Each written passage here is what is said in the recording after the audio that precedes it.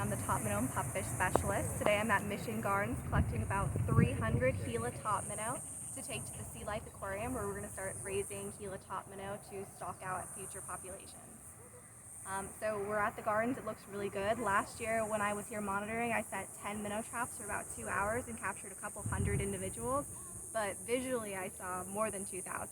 So they're doing well and continue to doing well. It's an overcast, kind of rainy day, and I've been walking up and down the aquaquia, and the population still seems to be thriving with thousands of adults and even more juveniles present. So the design of the pond has been really good for that and really good for actually being able to collect and monitor the individuals. And our next step is we have the 300 fish in a insulated bucket, and we're taking them over to our truck where we have a transport cooler ready to take them to go. And me and my colleague are going to triple sort the fish, where we're going to look at every single individual 3 times in a little viewer and identify them as Gila Topminnow. What we're looking for is western mosquito fish, which is a non-native invasive fish that have been stocked worldwide. Western mosquito fish have done a number of good things for vector control, but they've also done a number of bad things for our native species.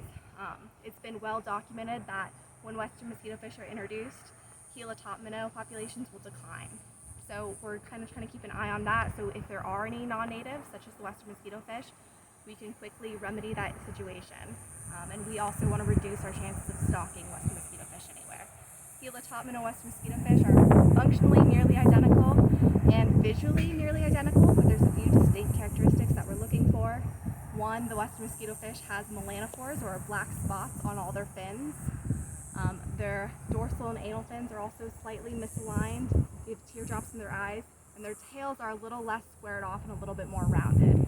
In contrast to the Gila Topminnow, which should have no melanophores, no teardrop under the eyes, its dorsal and anal fins should be perfectly aligned, and its tails are very squared off.